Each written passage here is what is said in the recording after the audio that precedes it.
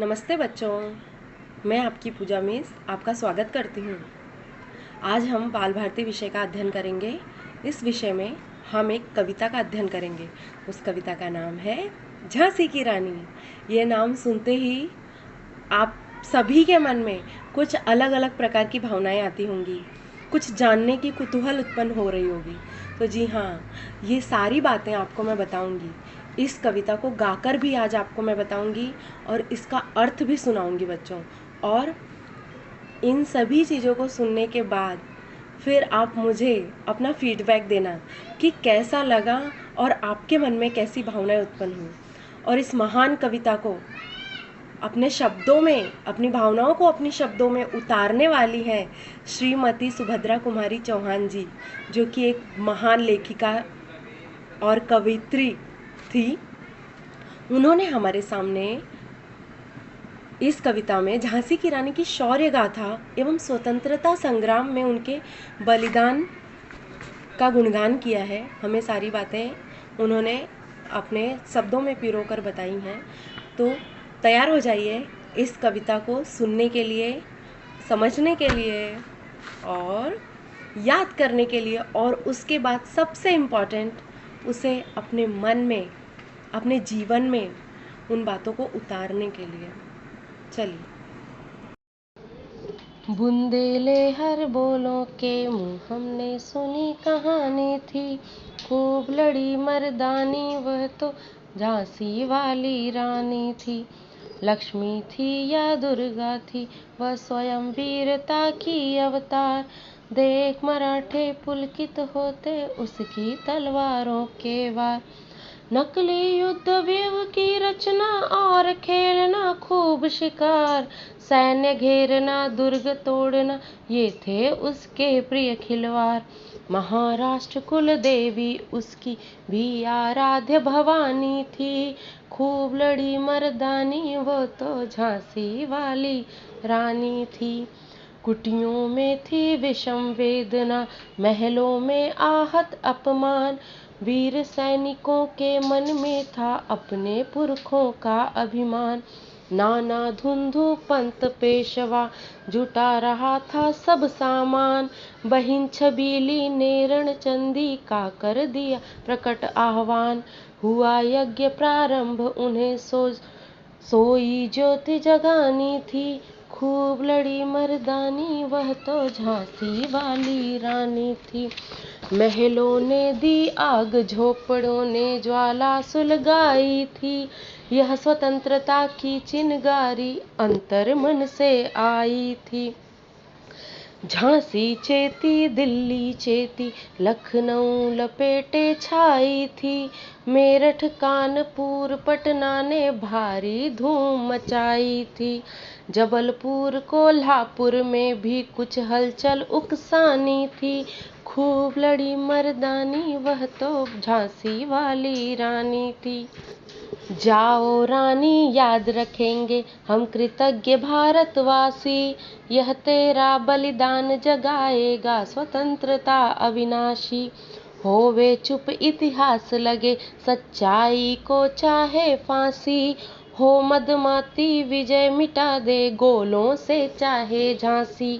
तेरा स्मारक तू ही होगी, तू खुद अमिट निशानी थी, खूब लड़ी मर्दानी वह तो झांसी वाली रानी थी। बुंदेले हर बोलों के मुँह हमने सुनी कहानी थी, खूब लड़ी मर्दानी वह तो झांसी वाली रानी थी। बच्चों, हमने और आपने सभी ने अपने नाना नानी दादा दादियों से सबसे हमेशा ये कहानी सुनी थी, ठीक है, कि जो झांसी वाली रानी थी वो एकदम मर्दानी जैसी थी। और ये गाना भी हमने सुना, ये शायद पहली बार आप नहीं सुन रहे होंगे, पूरी कविता आपको नहीं पता होगी, लेकिन थोड़ी सी ये 2 लाइन शुरू की जरूर आपको पता होगी। तो ये जो झांसी वाली रानी थी, हमारी वीरांगना, हमारे देश की महिला स्वतंत्रता सेनानी, जिन्होंने हमारे देश की आज़ादी के लिए बहुत सारे युद्ध लड़े, अपने बारे में नहीं सोचा। वो लक्ष्मी की अवतार थी, दुर्गा की अवतार थी। कहा जाता है कि ज़रूरत पड़ने पे वो नव दुर्गे का रूप ले लेती थी। उनको देख देख के महाराष्ट्र के सारे मराठे खुश हो जाते थे, पुलकित हो जाते थे कि उनकी तलवारों के वार ऐसे थे कि उसके जैसा कोई नहीं था, कोई ऐसा जन्मा नहीं था कि जिसकी तलवार में इतना दम हो, जो इस तरह से चंडी दुर्गा और काली का वेश ले ले, इस तरह से दुश्मनों का संहार करे। नकली दुश्मन को पीछे पछाड़ने के लिए और उसको परेशान करने के लिए नकली युद्ध की व्यूह की रचना करती थी, ठीक है। और वो व्यूह की रचना करने के बाद वो क्या करती थी कि उनको फिर हराती थी अपने तरीके से। उनका युद्ध लड़ने का अपना तरीका था, अपना सिकंजा आजमाती थी और खूब दुश्मनों का शिकार करती थी, जैसे कि एक राजा शेर का शिकार करता है, ठीक है ना। और आगे क्या बोला गया है कि जो सेना को घेरना और विशाल विशाल दुर्गों को तोड़ना, विशाल विशाल दुर्ग अर्थात आपने शिवाजी महाराज के पाठ से ही हम लोग चौथी से पढ़ते आ रहे हैं कि इतने बड़े बड़े किले बनवाए। तो इस प्रकार के बहुत सारे दुर्ग और किले थे जिनको झांसी की रानी यूं ही अपनी मेहनत से और अपनी वीरता से उसको खत्म कर देती थी और दुश्मन को पूरी तरह से, दुश्मन का संहार कर देती थी, उसको पूरी तरह से पछाड़ देती थी, नीचे गिरा देती थी। और ये सब उनके लिए बाएं हाथ का खेल था, ये सब इनके खेल थे। महाराष्ट्र की जो कुल देवी हैं वो भी उनकी आराधना करती थी। झांसी की रानी भी महाराष्ट्र की जो कुल देवी थी भवानी देवी को महाराज शिवाजी महाराज भवानी को पूछते थे, तो भवानी को झांसी की रानी भी पूछती थी। और उनको, झांसी की रानी को महाराष्ट्र के लोग उनका रूप बोलते हैं, भवानी का रूप बोलते हैं। कुटियों में मालूम है, जो उस समय जो गरीब लोग थे, लाचार लोगों थे, उन लोगों की वेदना को, तकलीफ़ों को वो समझती थी।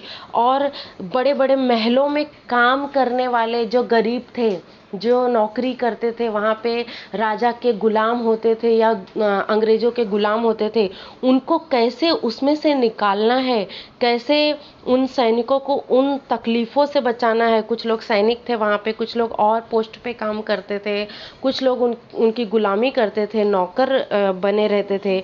उन सारे लोगों को वहाँ से कैसे उन्होंने अपनी मेहनत से निकाला और उनके मन में यह अडिग विश्वास था कि पूरे भारत को आज़ाद करवाएंगी, सबको अंग्रेज़ों से और सारे दुश्मनों से, सारी तकलीफ़ों से मुक्ति दिलाएंगी। और उन्होंने वो किया। उनके लिए उनके सामने विपक्ष में कुछ ऐसे पेशवा खड़े थे, कुछ ऐसे लोग खड़े थे, कुछ ऐसे राजा महाराजा, बड़े बड़े राजा महाराजा खड़े थे, लेकिन उनको वो हरा नहीं पाए, उनको कोई पीछे पछाड़ नहीं पाया। झांसी की रानी तो सही में रानी थी और बिल्कुल मर्दानी थी। उन्होंने बहन छबीली रणचंडी का रूप धर लिया था। उन्होंने रणचंडी यानी चंडिका देवी का आह्वान किया और पूरी शक्ति अपने में भर ली, उनसे आशीष लिया और रण में कूद पड़ी। रण में कूद पड़ना मतलब क्या होता है? युद्ध के मैदान में कूद पड़ना। युद्ध के मैदान में कूद पड़ी और उन्होंने, युद्ध जब शुरू हुआ तो फिर यज्ञ शुरू होने के पहले एक जो ज्योति जलाई जाती है यज्ञ की, उन्होंने उसकी शुरुआत की। सारे गरीबों, कुटियों में रहने वाले गरीबों और दुख तकलीफ में पड़े हुए गरीबों, सबको उद्धार दिलाने के लिए, सबकी मदद करने के लिए झांसी की रानी ने बहुत बड़ा कदम उठाया बच्चों। उन्होंने बहुत बड़े बलिदान भी दिए हैं जिनके विषय में हम नहीं जानते, वो आप नहीं जानते, वो मैं आज आपको बता रही हूँ। छोटी सी कविता के माध्यम से कवित्री ने हमको बहुत सारी बातें बता दी हैं। बहुत सारी ऐसी नई नई बातें हमारे सामने आएंगी झांसी की रानी के बारे में कि जो हम इतना सोचते नहीं थे। सिर्फ इतना सोचते थे कि वो एक स्वतंत्रता सेनानी थी, वो महिला थी, वो वीरांगना थी। लेकिन उस वीरांगना ने ऐसे ऐसे काम किए जो किसी के लिए असंभव थे। पूरी सैनिकों की सेना तैयार की, खून की होली खेली उन्होंने। खून की होली खेल करके उन्होंने नरसंहार किया दुश्मनों का, ऐसे ऐसे लोगों का जो भारत पे भारी थे, जो भारत को उस समय गुलाम बनाए हुए थे। ऐसे बुरे राजा महाराजा और अंग्रेज सबका संहार किया उन्होंने। झांसी की रानी जो यज्ञ उन्होंने शुरू किया था उसे उन्हें संपूर्ण करना था, पूरी तरह से सफल करना था। इसके लिए उन्होंने ऐसे बहुत सारे अथक प्रयास किए जो कि नामुमकिन नहीं था, मुश्किल था। उन्होंने बहुत सारी ऐसी मेहनत की और वो ज्योति जगाई, विजय ज्योति जगाई उन्होंने।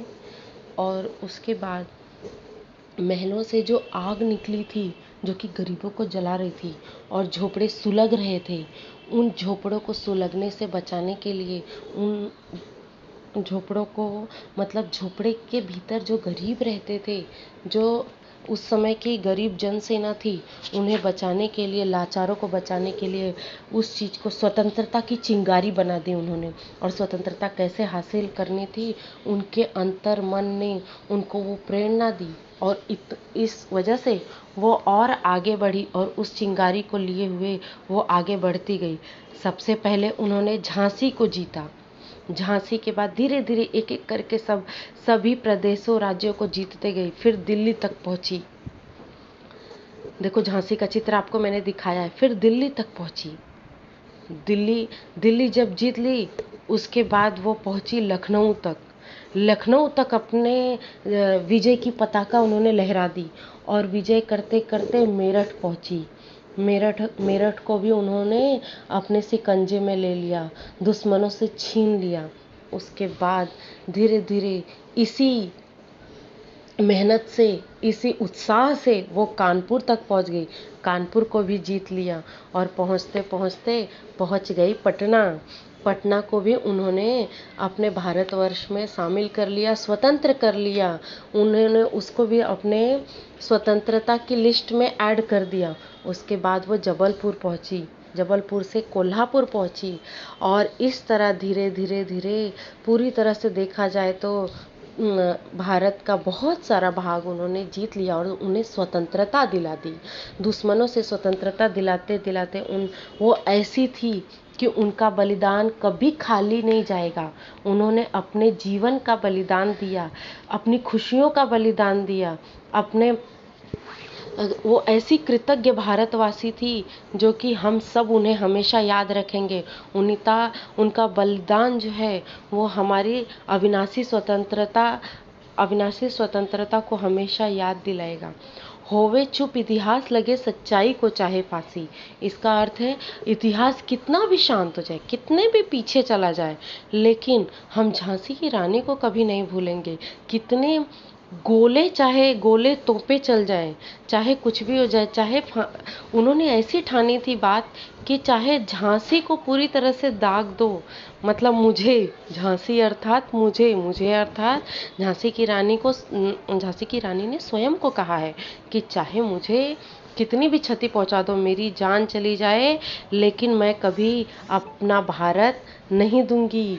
अपना स्वतंत्र भारत मैं लेकर रहूंगी और अपनी भारत को पूरी तरह से, अपने भारतवासियों को स्वतंत्रता दिलाऊंगी। उनके जैसी बस एक ही स्मारक थी, उनको हम दिल से श्रद्धांजलि मनःपूर्वक देते हैं। तो बच्चों, कैसा लगा आपको ये कविता सुनकर और उसका अर्थ समझकर कैसा लगा? मैं आशा करती हूँ कि ये पूरी कविता आपको पसंद आई होगी और उसके अर्थ को आप लोग अपने जीवन में उतारेंगे। सुभद्रा जी जो मैसेज हमें देना चाहती हैं, आप लोगों को देना चाहती हैं इस कविता के माध्यम से, उसे आप अपने जीवन में ज़रूर प्रयोग करेंगे और उसे समझेंगे, उसका महत्व बढ़ाएंगे। मुझे पूरी आशा है, पूरा विश्वास है। मैं आपके सामने अभी इस कविता में आए कुछ नवीन शब्द पढ़कर बताती हूँ और उसे आगे दिखाती भी हूँ। उसे आप अपनी कॉपी में लिखेंगे, उसके साथ साथ इन शब्दों को याद करेंगे और पूरी कविता को सुर ताल के साथ याद करेंगे। तो नए शब्द हैं बच्चों, खिलवाड़। खिलवाड़ का अर्थ होता है खेल, गेम जो आप खेलते हो। दूसरा है दुर्ग। दुर्ग अर्थात किला, इतिहास में बहुत बार हमने पढ़ा है, चौथी से पढ़ते आ रहे हैं शिवाजी महाराज के दुर्गों के विषय में। तीसरा है चिनगारी। चिनगारी दिया है, चिनगारी का अर्थ है अग्निकण। उसके बाद है मदमाती। मदमाती मतलब मतवाली, जैसे कि झांसी की रानी अपने देश के लिए थी। बलिदान अर्थात त्याग। और अमिट, अमिट का मतलब होता है न मिटने वाली, जो कभी समाप्त नहीं होती, कभी मिटती नहीं है, अमिट। ठीक है। धन्यवाद बच्चों। ये नए शब्द दिए गए हैं कविता के, उन्हें आप लिखेंगे, याद करेंगे। आपका बहुत बहुत धन्यवाद। कविता को समझिए और उसे याद करिए। Thank you very much.